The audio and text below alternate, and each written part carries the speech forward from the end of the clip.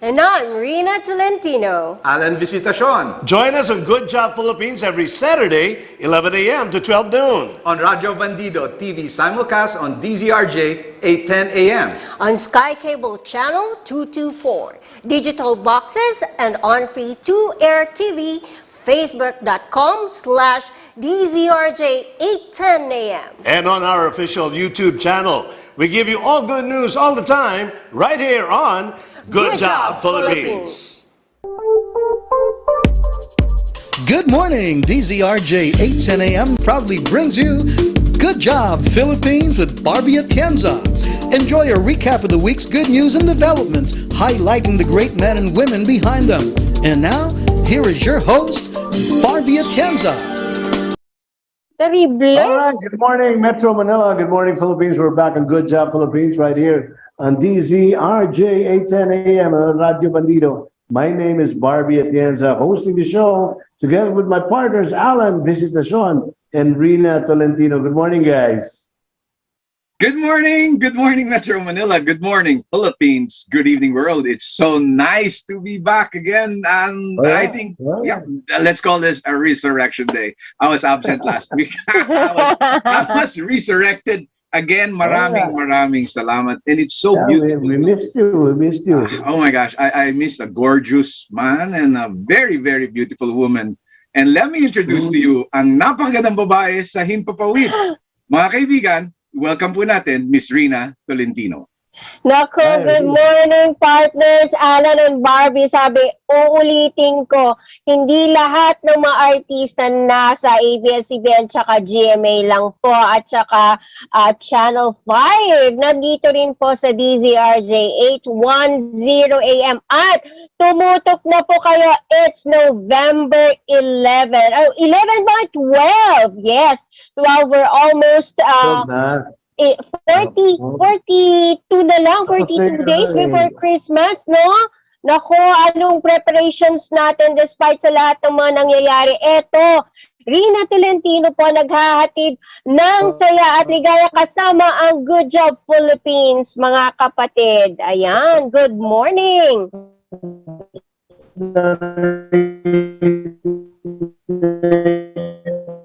Ayun, mukhang Anong nangyari, partner? mukhang naghahangap ang signals doon sa area ni Sir Barbie na nagpapanik ang mga 11. Yun. Oo nga, tapos na daw pala. Ilan yung na-advocate natin? Wait. Yes. Anyway, 11:11 tapos na. It's 11:12 ngayon. Rina, yes. Alam natin habang lumalaban ang mga internet signals doon sa area ni Sir Barbie, bakit hindi natin pag-usapan at batiin ang ating mga kasamang ngayon na nakikinig sa himpilan sa 810 Radio Bandido kilohertz. At saan pa ba nila tayo makikita tunay na tunay at buhay na buhay, Rina? Naku partner, walang rason na hindi tayo mapapanood ng ating mga kabandido, mga kapatid at ating tagapanood dahil available tayo sa lahat ng to Sky Cable Channel 224. Available po tayo at makikita nyo ang kagandahan at kagwapuhan ng mga taga DZRJ 810 AM, Destiny Channel 30, ayan, Signal Channel 28, TV Plus boxes, GMA for the box partner, Easy Box, RCA box, DTT boxes, at live din po tayo sa Facebook and YouTube. At kailangan nyo lang gawin ay isearch sa aming YouTube DZRJ Radio Bandido TV, DZRJ 810 AM, at sa ating YouTube or Facebook, DZRJ 810 AM. At available din po kami sa Garden app. All you have to do is to download Garden app, search DZRJ 810 AM. Boya, nandyan po kami. At huwag nyo na rin pong kalimutan na i-share, i-like, and subscribe ang aming YouTube at ibang social media accounts. Ayan, partner, kompletos recados tayo at si partner Barbie babalik ayusin lang daw yun yung connection na miss natin ng madadalian ng ating partner. Pero, partner, nabalitaan mo ba? Naku, sa courtroom. Hindi ito food court, hindi hindi Supreme Court, kung hindi ang napapabalitang gulo sa ating UAAP games. So, balitaan mo ba yon, partner? Nabalitaan ko yan, but let's do it.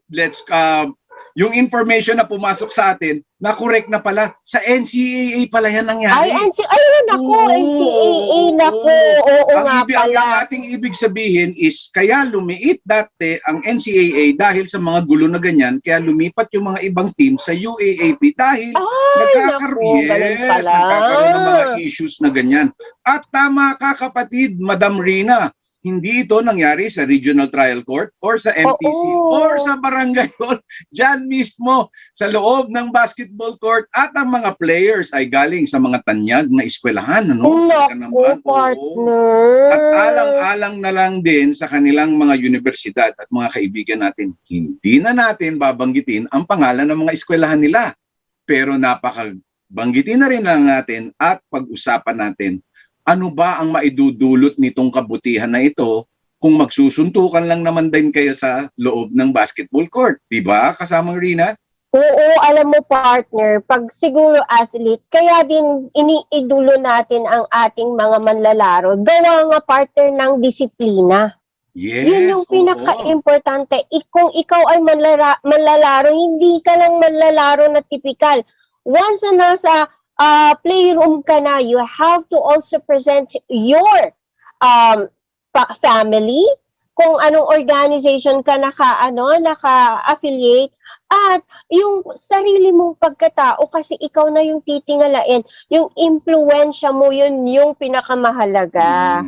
Ayan, kaya nga nandyan ka para at the same time suportahan at i-appreciate, dahil kapag ikaw ay manlalaro, tiyak, nandun yung commitment, nandun yung discipline, at nandun din yung credibilidad mo bilang tao. Tama ba, partner? Naku, tama-tama, Madam Rina. At correct ka dyan. At dahil sa nangyari na yan, may mga usapin at kuro-kuro na ang napag-uusapan lang lagi pagdating ng sports ay ang tinatawag nating athletic skills. Yes, medyo may kakulangan yata. Wag naman muna natin i-focus ang skills. Pag-usapan po natin ang pinakamagandang bunga ng sports. Ang tawag po natin doon ay character building. Yun po ang kailangan nating pag-usapan, at kailangan na ring ituro ng mga tinatawag nating sports administrator, at lalong-lalo na ang tinatawag nating sports managers or sports coaches, no? Kasi nawawala po yung tinatawag nating character, yung kabuuan ng isang tao. Pag lagi tayong tinitingnan natin ang skills nila at ang galing nila, kailangan po na may character building. Kasi pag natutunaw na po ang skills, lumalabas po yung totoong pagkatao. Kaya minsan may iba, hindi na na-handle ang pressure, nanununtok na sa loob ng basketball court.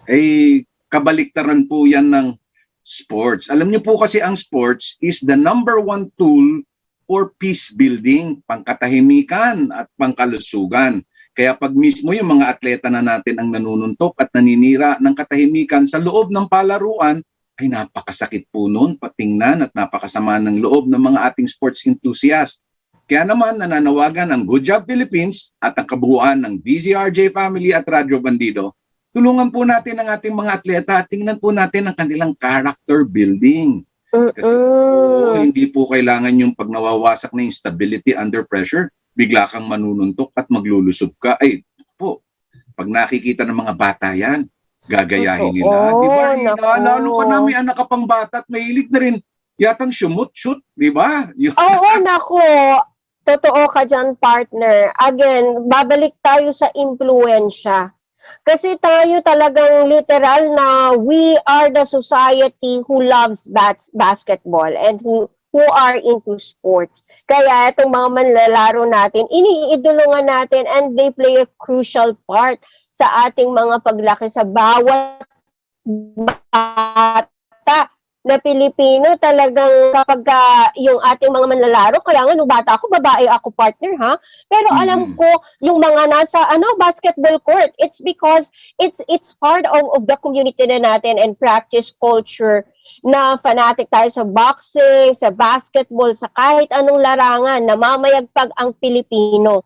At sana yung mga yung mga sports enthusiasts at mga atleta natin, mga manlalaro natin, sana manatili yung disiplina, sana manatili yung natin, yung credibility natin bilang isang influencer ng mga kabataan. Yan, oo. At huling panawagan natin sa ating mga atleta at atleta to be.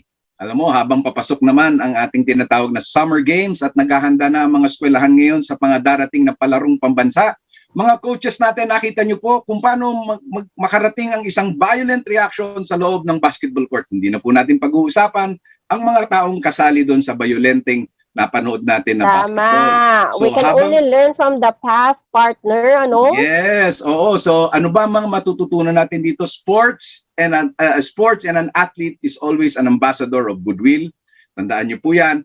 Tapos po, ang sports po ay character building. Marami pong nanonood at nakakakita sa inyo. At wag na wag nyo pong kakalimutan, habang kayo'y isang atleta, meron po kayong mga tagahangang tumitingin, nanonood, pumapalakpak sa inyo. Sana naman po, wag nilang gayahin ang mga pagkukulang ng mga coaches natin sa loob ng character building na tinatawag natin. Nako, Rina, mabalik tayo. Ito na, palapit na tayo sa isa sa pinakamagandang yugto ng ating programa dahil maraming nakikinig sa atin at tsak ako na nag-iintay para nga naman ma-shoutout natin ang ating mga birthday celebrant. Rina, happy birthday to you! Yan, Arina, gusto kong unahin sa lineup ng aking birthday celebrant ay isa sa mga ito kaibigan to ng mami ko at sana makarating sa kanya dahil alam mo ang mami ko ay nasa langit na at itong kanyang kaibigan ay nag-birthday at ito'y tinatawag namin na icon nito sa community namin, no? So babatiin ko lang to ng happy birthday at kung nandito pa ang mami ko sa mundo, nakasama natin. Tsaka ko lalapit sa iyo at sa langit bababa yun para batiin kayo. Tita Amisuk, happy birthday sa iyo at sana po maging masaya ang araw mo at sana po Tita Ami ang iyong birthday maging araw-araw. Alam mo, wag araw-araw para bumilis. Yung feeling maging masaya. No, happy birthday Mrs. Suk, Amisuk, happy birthday. At Rina, binabati ko din ang ating mga kasamahan na nagsa-celebrate ng kanilang birthday at tuwang-tuwa rin naman yung mga kanilang kamag-anak dahil ang birthday nila ngayon na. No, binabati ko si Jacqueline Burgos. Jacqueline Burgos ng Philippine Airlines. Ay nako, Jackie! Tita Suk, happy birthday! Yes, si June Rosales ng Philippine Airlines, happy birthday! At of course, ang aking kaibigan na matagal na nating nakasama din si Emily Custodio. Happy birthday, Emily. Millicent Gunn, happy birthday. At ang aking kapitbahay, wag nating kakalimutan, si Mabel Gonzales. Happy birthday sa iyo, Mabel. Sigurado ako naririnig mo ang boses ko ngayon sa lapit ng ating mga bahay. Back to you, Rina. At baka birthday mo.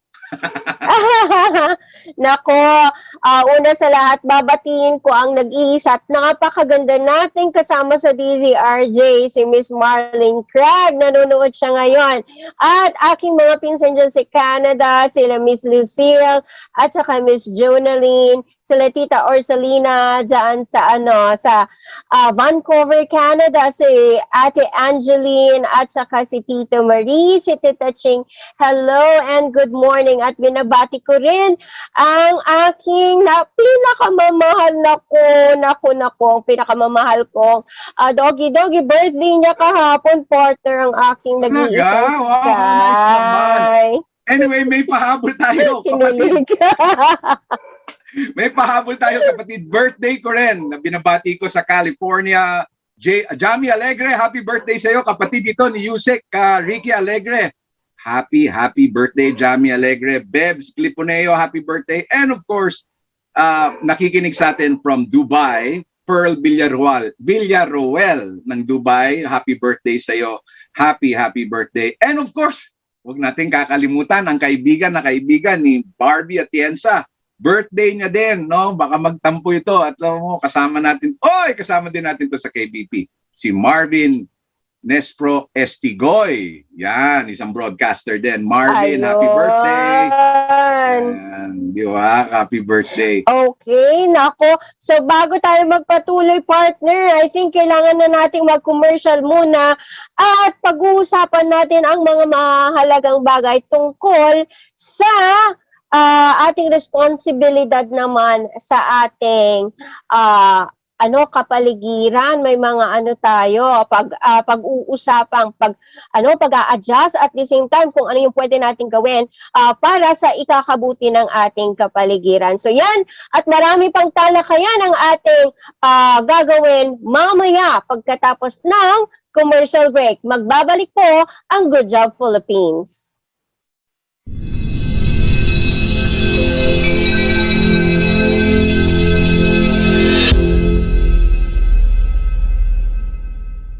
Mga kapugad, ako po si Van Ibiernas ng Pugad Vloggers. Umiere kami kada Lunes hanggang Biyernes, alas 7 hanggang alas 8 ng gabi sa Radyo Bandido TV simulcast on DZRJ 8:10 AM, on Sky Cable Channel 224, TV Plus boxes, and on free-to-air TV.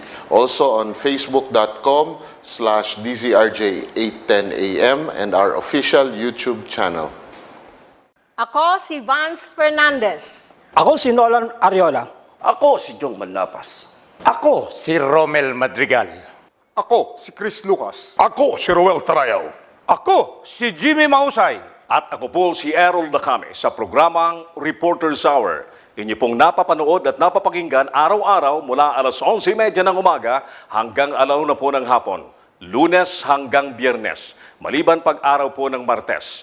Tayo po ay live sa Radyo Bandido TV, simulcast on DCRJ 8:10 AM. Live din po tayo sa Sky Cable Channel 224, sa mga TV Plus boxes at sa free-to-air TV. Tayo po ay napapanood din sa facebook.com/DCRJ 8:10 AM at sa ating official YouTube channel.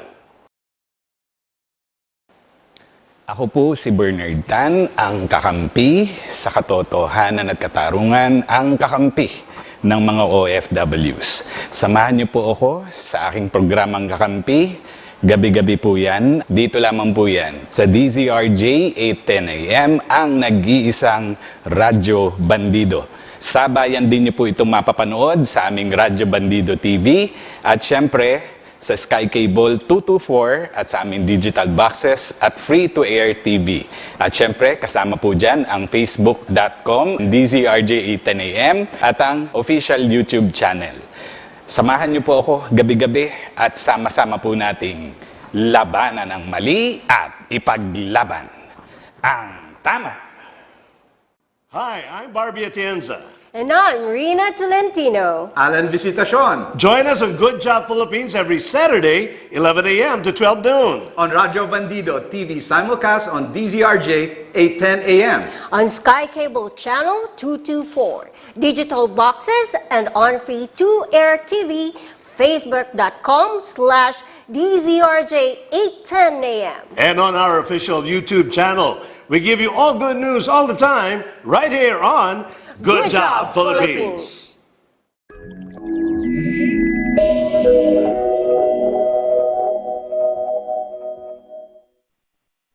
And we're back. Thank you.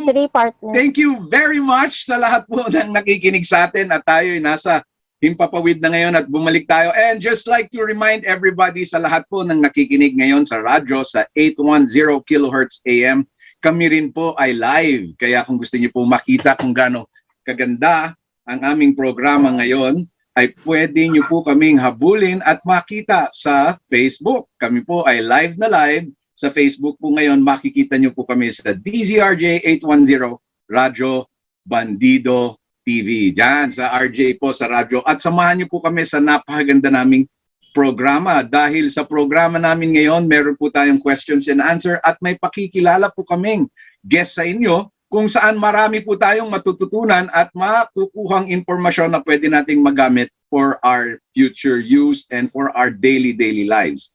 Kaya sige na po, pumunta na po kayo. At don't forget to like our program today and share it Rina, just before I introduce our program, may papaalala lang ako, Rina, baka yung ating mga kasama na nakikinig ngayon, ano pa ba yung mga himpilan na pwede nila tayong marinig bukod dun sa Facebook, sa mga televisions natin? Ayun nga, partner, sabi ko nga kanina, available tayo sa Channel 224 ng Sky Cable, GSAT, and Signal. Ayan, Channel 30 and Channel 28. Ayan, mga DTT boxes, GMA for the box.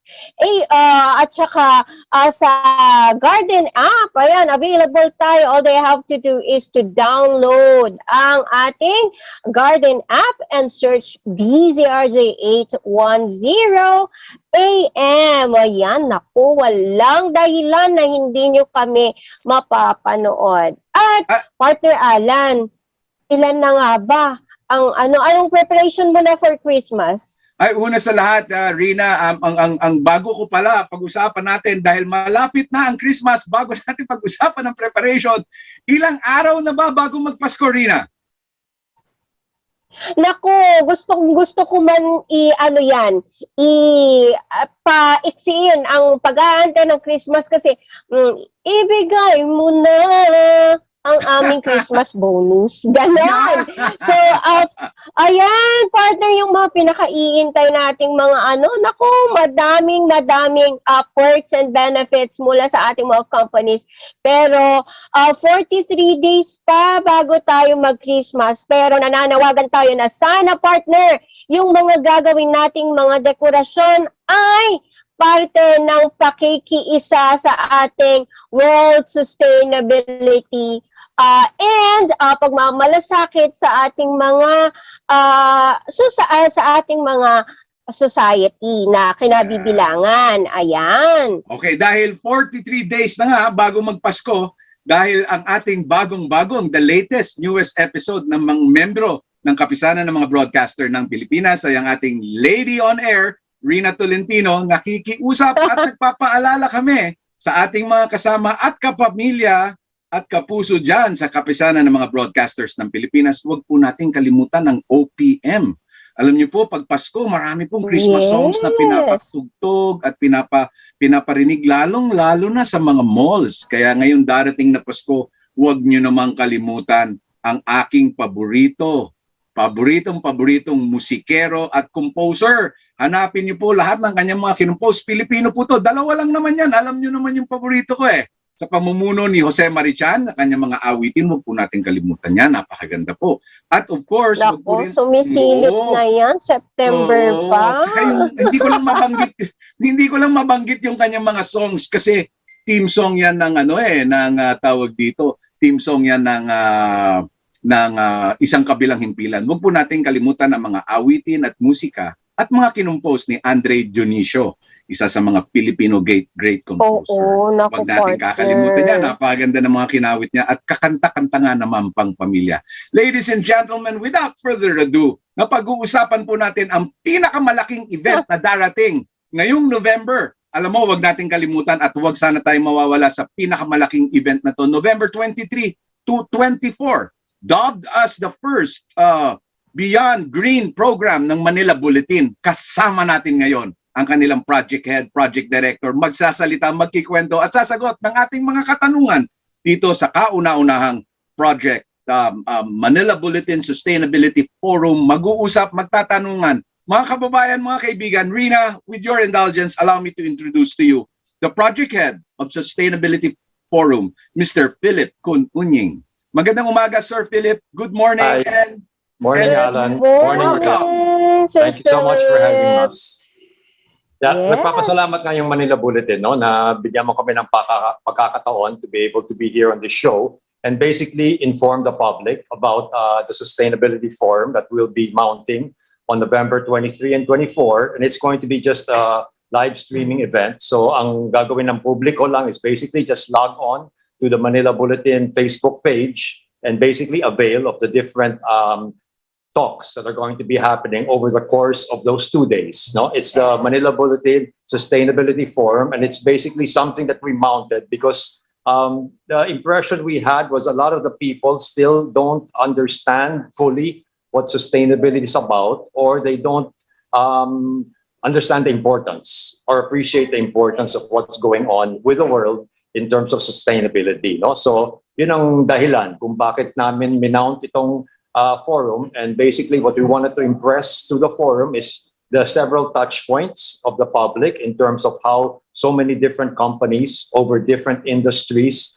and different sectors of touch point with the public are trying to create sustainability agendas within their companies na sana ma-appreciate namin and be able to help also adapt some of that into our own lifestyles. No? So basically, yun ang thrust ng forum. Nako, Rina, napakaganda at napakadali lang pala ng ating pag-uusapan ngayon at sigurado ako maiintindihan at mauunawaan ito ng ating libo-libong listeners, lalo na sa radyo. Sabi nga ni Philip, 3 bagay lang ang ating pag-uusapan ngayon. Number 1 is, ano ba ang sustainability? Ano ba ang importance nito? At ang pinakamagandang salita, impress. May impress ang ating mga tao. At Sir Philip, bago ko ipasa ang mikropono kay kasamang Rina, tatanungin ko lang ulit sa'yo, active na ba ngayon yung app kung saan sila magre-register? Pakisabi lang po kung saan sila magre-register at para makasali dito sa libreng programa ng forum natin. Yeah, they can go to the Facebook page of Manila Bulletin. They'll see there's a link that they can just click on to be able to have them get a reminder of the forum when it happens on the 23rd and 24th of November. And then basically it starts from about 9 in the morning. Morning sessions will have like 4 different speakers. Afternoon sessions, which start at 1:30, will have 4 different speakers as well. And it'll end by 4:30 in the afternoon of each of those 2 days. And if they register, submit their names and stuff, during the course of the talks, we'll also be actually offering some raffle prizes.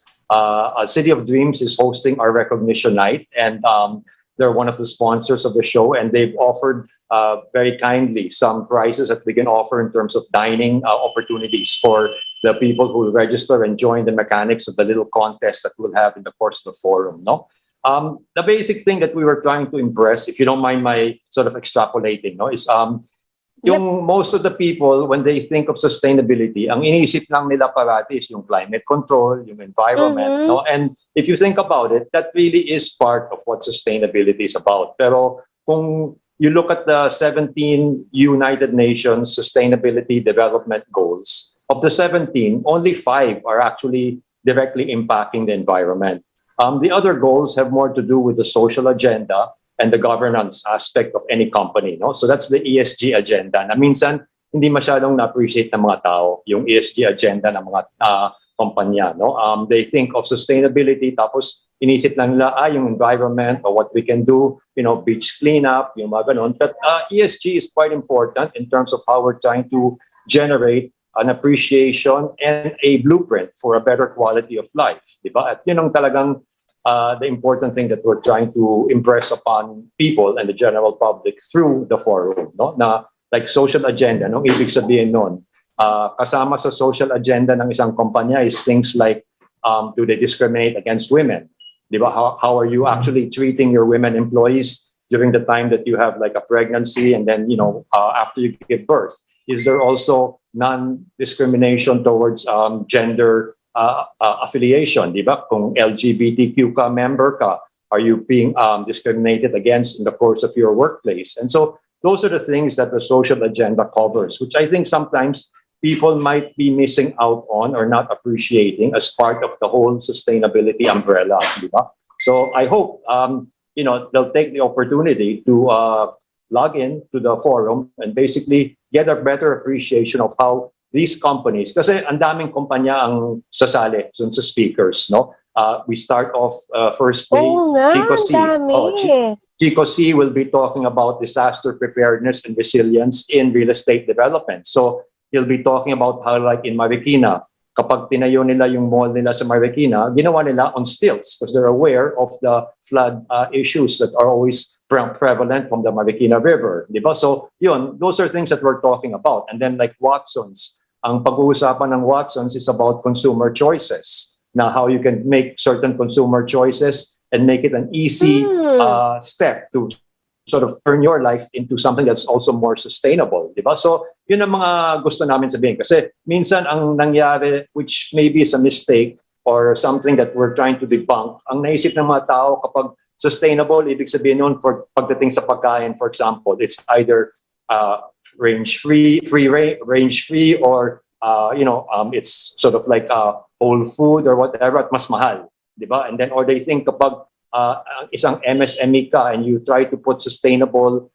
aspects into your operations, tataas lang yung OPEX mo, yung operating costs mo, kakain sa profitability ng kumpanya. So those are the things we're trying to debunk na companies, whether you're a small or medium-scale industry, you can already incorporate sustainability in the way you run your company. And you as an individual, you can also try to adapt small things. I mean, kahit soft impact lang, no? Kasi we know naman, nobody's gonna turn around and say, okay, I don't use coal-powered electricity anymore. But that's not gonna happen overnight. Pero there are certain steps we can do to try to turn sustainability into a constant aspect of our lives. So yun lang, basically. Yes. Okay. Sir Philip, how can we get out from the stigma? Yeah, you're right na every Filipino, they think that in every sustainable products and at the same time, healthy options are somehow, if you're gonna go to that route of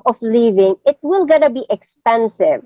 Yeah. So and there's that stigma nga. And so I think like talk of Watsons would be very sort of eye-opening because they've really found ways to sort of incorporate in their retail brands the ones who are pushing sustainable and yet are very sort of familiar institutional brands that we will be familiar with, diba? Whether galing sa P&G, galing sa Unilever, galing sa local manufacturers who champion sustainability, the price points won't be an issue. And then, of course, there's that whole thing of how you can recycle, diba? Like, for example, bibili ka ng a Watsons, for example, big container, di ba? Kaysa naman you keep on buying a new container, dalhin mo na lang yung empty mo na container, di ba? At tapos i-refill na lang nila. And so that way, you try to minimize now also the usage of plastic. And then like Coca-Cola, we'll talk about how with the water, the Viva water that they're producing now, the plastic that they're using for those bottles are recycled plastic now.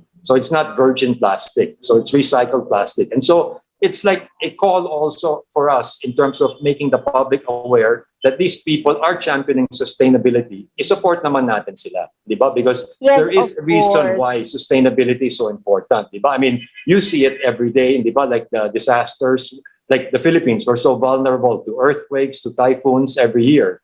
And you can see how, the clogging of the rivers, the plastics that are in the ocean, how they impact on the environment, whether it's death of sea life or whether it's sort of like clogging so that the flooding then becomes increased, diba? So these are the things we're trying to say na, there's only so much more time that the world has really. It's really, there is really in terms of how we're trying to rectify the situation. Kasi tutusin natin, it's our generation, diba? Or mine at least, hindi kayo, bata pa kayo. Pero it's our generation that basically messed it up, diba? And made sort of the world a more difficult place to live in. And we owe that, I think, sa mga anak namin, sa mga anak ng anak namin, na there is still a world that they can live in the future that will be something that's habitable and still worth living in, diba? So, yun ang pinupush namin ngayon and hoping na people will realize. Kasi kung tutusin mo, hindi naman bago itong mensahe nito, diba?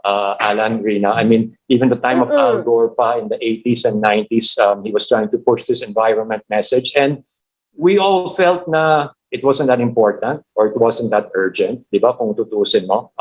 We felt, it's okay, di ba? In our lifetime, hindi naman kami affected sa mga ganun na nangyayari. Pero to be honest, if you think about what's going on now and compare it to like in the times that, 20, 30 years ago, you can really see naman na, di ba, the situation in terms of the environment has really worsened. Di ba? Whenever there's a typhoon, it's really calamitous na, di ba? Whereas before, it wouldn't be such a destructive path that was being created by these typhoons. So there are stuff that we can feel already now. And I think it's really upon us to really decide, di ba? Are we going to just stand by and allow these things to deteriorate further? Or are we going to take the stand and try to improve at least the condition of the world? So yun lang. Okay, Rina and Sir Philip, well said. And before we take a stand, siguro yung dahil sa binanggit ni Ma'am Rina, yung stigma na sinasabi, ano, and I'd just like to address this question to Sir Philip being the project head of the sustainability. Yeah. Sir Philip, marami pong nakikinig sa atin sa himpilan ngayon, higit sa lahat sa radyo. Pag napapag-usapan po ang color green at green thinking, they always connote with expenses. Ang green daw ang pinakamahal na kulay at kung ano man ang pag-uusapan mo tungkol sa green ay napakamahal talaga. Yan po yung kabuuan ng stigma. At dyan po sa forum na yan, dahil dyan sa forum na yan, ang step 1 natin, lahat po ng makikinig at manunood sa forum na ito, unang katanungan ay libre po. Tama ba po? Oh, libre yung yung forum is just, you just log on to the Facebook page. Yeah, and tama ka. Kasi hindi ba naisip ng mga tao, green. Basta green, cash, hindi environment. Hindi ba na-correlate nila na it's gonna be more expensive or whatever. No? But yun nga. So we're trying to tell people that no, and there are several touch points na that these companies have. Kasi it's whether it's your office, whether it's your home, residential, whether, whatever it is you guys are doing now in your life, there are ways for you to make a choice or take a stand in terms of at least being pro-sustainable. It's not yung, magiging talagang alter-changing yung buong lifestyle ko. Hindi naman ganun ang iniisip namin, di ba? We just have to make small choices, kahit soft impact lang man, di ba? Na we can try to do something to help just make the world a better place, no? Sir Philip, tuwing may forum po, may tinatawag po tayong target audience, no? Yeah. At marami po tayo nakikinig ngayon sa ating himpilan at sigurado ako kung babanggitin niyo po kung sino po talaga yung core na kinakailangan makinig, umupo at mag-participate sa darating na programa na to sa September 20... November 23 and 24. Kung sino po yung target audience natin, yun po ang tanong ko, sino po sila at bakit sila ang ating target audience? Okay, the audience we're hoping for, of course, at one point is the general public. Kasi for us, it's really an eye-opening forum. It's something that we're trying to make educational at the same time, di ba? At ang sinabi ko sa mga kumpanya na sasali, nakikita ko na yung mga webinars nila. I observe sometimes yung mga ginagawa nilang forum. Usually, kapag sila lang sa industriya na nila ang nag-uusap, medyo technical na yung sinasabi nila, medyo esoteric na yung conversations. So we were saying, let's bring it back to basics para the public can understand. Kasi obviously, there has been some kind of a lag in terms of people appreciating what sustainability is about. Kasi like I was mentioning na nag-agree naman kayo, no? Minsan inisip lang nila yung one dimension ng environment. Hindi nila inisip yung social agenda at yung governance agenda ng mga kumpanya, no? And then second, of course, we want the MSEs to really be participatory to this forum because hopefully they'll learn lessons from the different companies who have already been championing sustainability, like Arthalan. They build residential condominiums. They've been championing sustainability since 2012. So over 10 years na, nagsa-champion sila ng sustainability. So let's take some lessons from them na a business can thrive and even be profitable kahit na may sustainable elements sa operating, sa operations nila. No? So also we're hoping MSMEs will join. And of course, the kids are the ones who, in the end, it's their future we're speaking about. No? So sana the kids of today will basically be more appreciative of what sustainability is out. I mean, I'm encouraged that actually when we try to interview people, the kids seem to be already conscious about it, di ba? It's tayo, mga older ones minsan na parang medyo mas retarded tayo in terms of understanding the full facets or ramifications of what sustainability can mean and help do in terms of improving our situation, diba? Pero hopefully it's really that those three parties that will be really take this opportunity to learn more about sustainability. And finally, we will be able to appreciate also sustainability and the right choices. And I think this is also the right time, Sir Philip, to press in talaga the right and ideal life options. Kasi us here in the Filipino community, medyo we go into the lesser price because of the economic status na meron tayo. And if the sustainability and healthy options will gonna go down, it will not be giving us a very painful way of living, then I think really this is very significant. 'Di ba, Alan? 'Di ba, partner Alan, na ito talaga yung hindrance para sa atin to finally embark into sustainable way of life. It's because of the cost, the price, the challenge, and also the limitations that we have in terms of finances. Ngayon, if you're telling us and Beyond Green Building will give us the good news of, giving the hope, having this hope, naku, napakaganda nito. And it's totally free. At salamat din sa pagkakataon. Alan and I will definitely be joining this very significant event. And another thing, Sir Philip, is that ano ba ang ina-achieve natin aside from opening the eyes of the community about sustainability, and the stigma will finally be changed? Yeah, we're hoping really that will happen, and that also a lot of the entrepreneurs here in the Philippines will get a better appreciation na you can be profitable and still be sustainable. So hopefully ma-adapt din nila sa mga companies nila in terms of trying to have a stronger consciousness, especially on the social agenda side.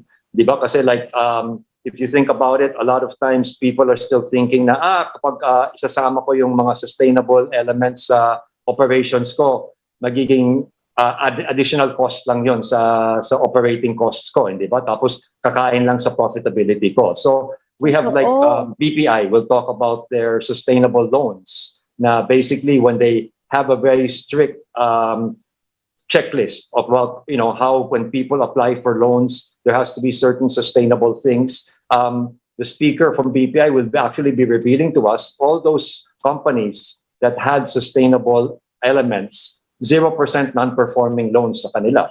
So, di ba, every one of them were able to pay back BPI for the loans that they acquired, and yet they had sustainable elements in the way that they applied for the loans. So those are things that are hopefully eye-openers, no? Kasi assumption parati ng mga tao, which I know I'm being makulit about, is kapag sustainable kayo, nagiging lulugi ka lang, di ba? So those are things. And then Unilever will talk about how they're developing relationships with the sari-sari stores. So it's how they're trying to teach sari-sari stores financial viability and literacy in terms of how to better, of course, I mean, at some point you have to say it's to help really push the Unilever products. But I think in the long run, it's also making them find ways to make these sari-sari stores also viable, especially given the dislocation that happened during the pandemic. Diba? Na a lot of these companies were in financial problems. Diba? So there's a whole different slew of topics. Go to the Facebook page of the Manila Bulletin to be able to see the range of topics. There are 16 different speakers, 16 to 17 different speakers. Ranging, and you can mention some of them, right? Yeah, right.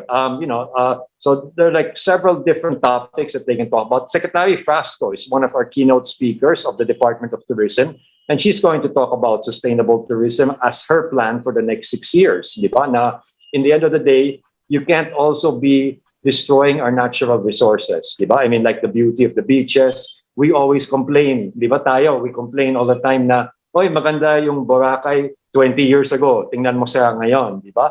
So, while we want to enjoy Boracay, while we want to enjoy Bohol, there is also a path towards having to be conscious of how you maintain the natural resources that we have and sort of, make tourism something that's in consonance with things being sort of circular. Diba? And so these are the things that we're trying to sort of impress upon people.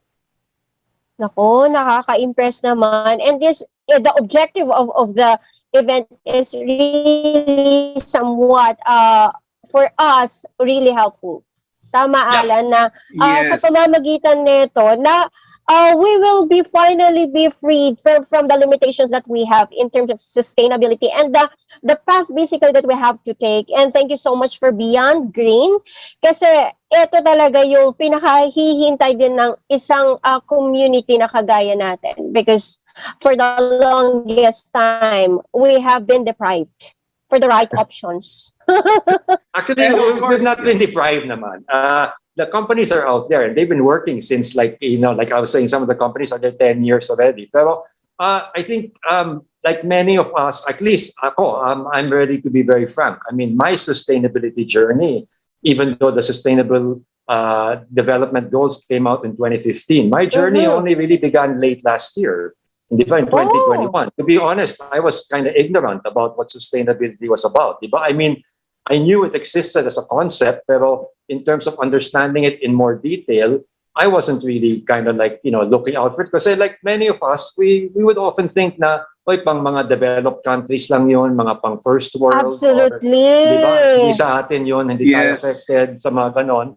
And yet, ironically, tayo nga ang pinaka-vulnerable, di ba? Every year, earthquakes, volcanoes, typhoons, di ba? Tayo ang we're actually more affected with these things, and it really creates a drain on our national economy more than these other countries, di ba? Who maybe don't experience that kind of a calamity. Sila, it's like a strong winter, or di ba? It's like a di ba, tornado or whatever. Pero certain parts of those worlds don't really get affected that much. Whereas tayo, we're the ones actually more affected. And yet, we're the ones who, to a large point, were ignoring what sustainability was about. Diba? So hopefully, this forum can help just jumpstart again the process of us catching up with the rest of the world in terms of what sustainability can mean and how it really impacts on our lives and on the future of our children, for example. Yes. Okay, Sir Philip,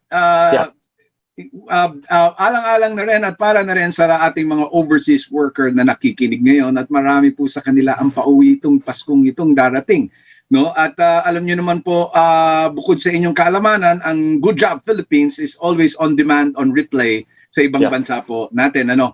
At bakit po kinakailangan makinig din po ang ating mga OSW workers, lalong-lalo na yung mga tigahanga natin dyan sa Middle East? Bakit po kailangan makinig, manood ng libre dito sa ating first Manila Bulletin Forum, Beyond Green? Well, for them, maybe in the countries that they're living in, whether it's in the Middle East or whether in Europe, no, there's already a more developed sense of sustainability. Pero at least ma-appreciate nila what they are seeing in those countries. And maybe when they come back, they can actually adapt or help the public or their family at least become more appreciative of what's going on. No?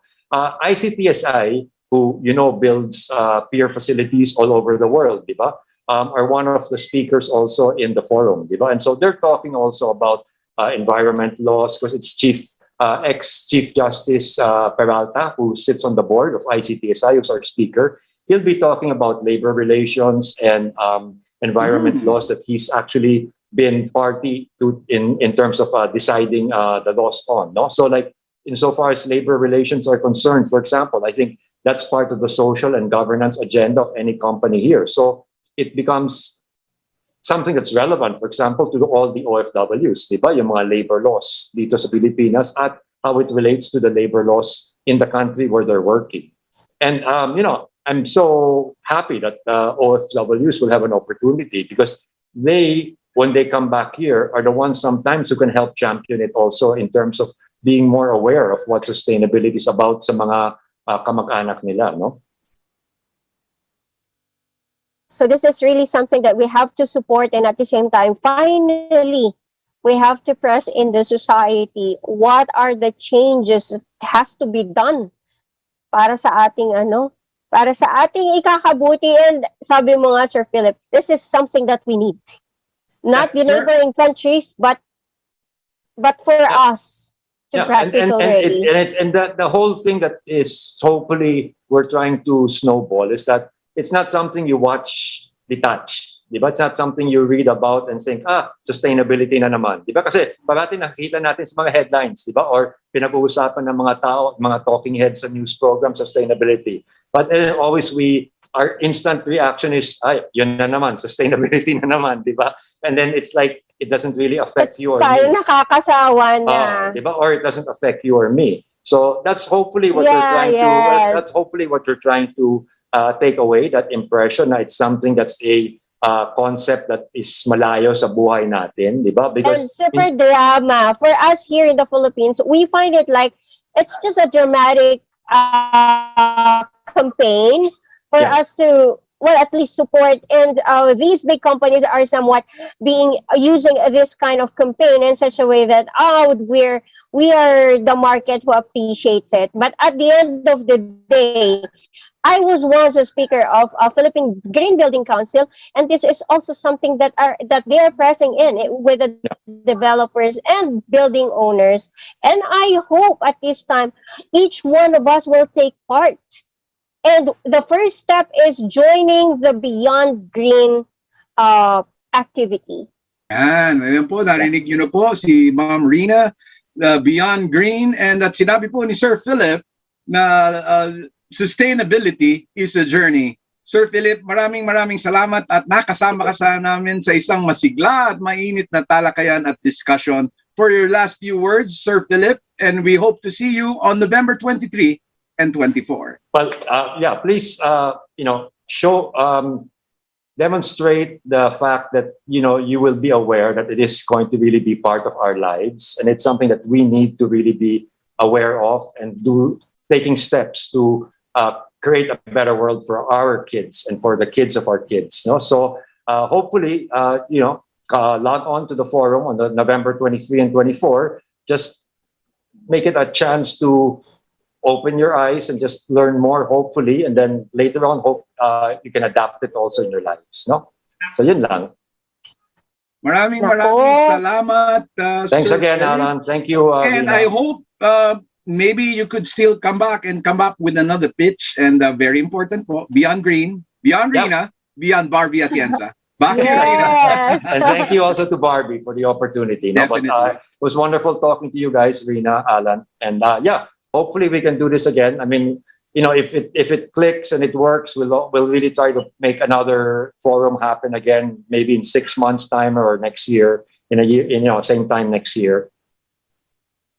Okay. Yes, Rina, Sir Philip, thank you so much. And please invite them to come and join us for Beyond Green activity. Yeah. Yes. So it's the Beyond Green. Go ahead. It's the Beyond Green Manila Bulletin Sustainability Forum, November 23 and 24, from about 9 a.m. to about 3:30 each of those 2 days. There'll be more than 17 speakers talking about very different things from all different aspects of Philippine business and society. Basically just log on to the Facebook page of Manila Bulletin to see the details. And thanks so much again. Okay, good. Wow. I would like to thank you, Manila Bulletin and Beyond Green team, for making the event possible and for joining us today to finally give us also the glimpse as to what we look forward for Beyond Green. Thank you so much, ladies and gentlemen. Sir Philip Ko Hyun-Ching. Yes. Thank you so much, Kuning. Thank you. Thank you, Rina. Rina, I just like to Rina, I just like to mention as well. Nga pala, Rina, alam mo, right now at this very moment, there is a call to action ng Philippine Congress, ng Congress of the Philippines, Philippine Aquatic, no? So yan sa pamumuno ni Naku, isa pa tong magandang sa pananawagan nila sa darating na Southeast Asian Age Group Swimming Competition. Nananawagan ang COPA, Congress Organization of Philippine Aquatic, sa pamumuno nga at ang mga kasama natin dyan, mga kaibigan natin, lalong-lalo na si Ike Buwan. Dito nananawagan tayo dito kasi marami tayong mga atletang darating at pupunta sa competition na to. Sa ibang bansa ito, swimming age group ito, no? So alam mo naman, Rina, ang buhay atleta, yung mga atletang hindi nanununtok, alam mo naman yung buhay atleta at magastos to. Oo, kaya nananawagan tayo sa public kasi alam mo, marami sa kanila ang bumabangon pa lang from the pandemic, no? So tulungan natin itong mga swimmers natin. Alam ko, we are being run on replay. Tulungan natin itong mga COPA delegates natin na papasok sa Southeast Asian Age Group Swimming Competition. Diyan na rin po sa loob ng Philippine Swimming Association po natin dito, ng NSA natin, na tumutulong po ang COPA being another organization, auxiliary po, no? Multiplier po siya sa pagtulong sa ating mga atleta. Kaya bilang isang retired swimmer, kasama ko po dyan si Ike Buwan, yan, sila Eric Buwain, na nanawagan po kami na hanapin niyo po ang pamamaraan kung paano po tayo makakatulong sa ating mga chikiting. Mga maliliit na bata to, magkukumpit. Kalaban. Ako, magiging asset din natin. Oo naman. Sila, partner, pagka na-hoon natin sila. Yan, oo. Una, ipakilala muna natin sa public na merong COPA na tumutulong sa ating mga swimmers. At kung paano kayo makakatulong, i-scroll nyo na lang po sa Facebook ang COPA organization at dun po tayo makakaroon ng public service sa pagtulong po natin sa ating social responsibility para sa pagtulong sa ating mga maliliit na atleta. Yung mga bata pa to but competing swimming, age group 18 years old and below. Yan.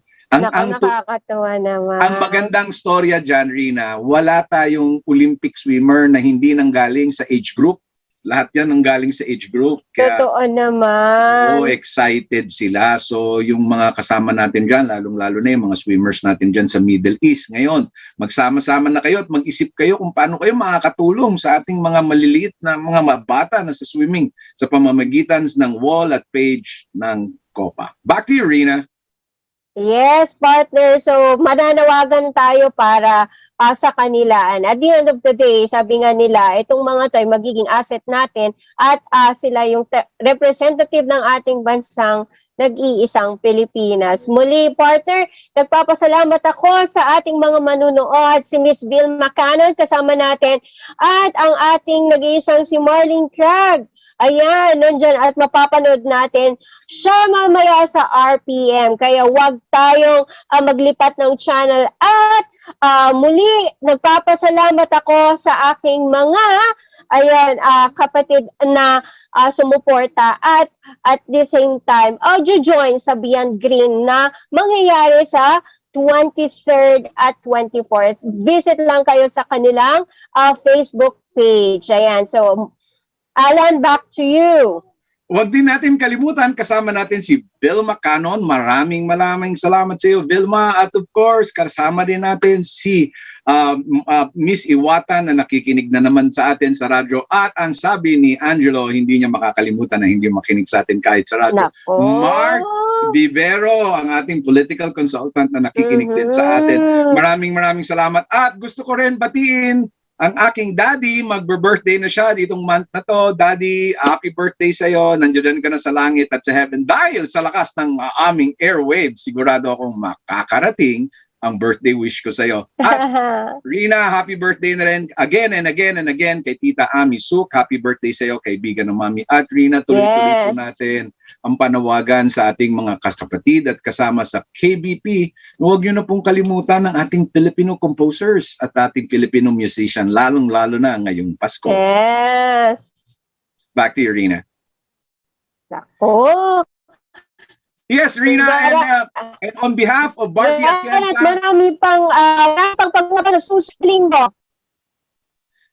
Yes.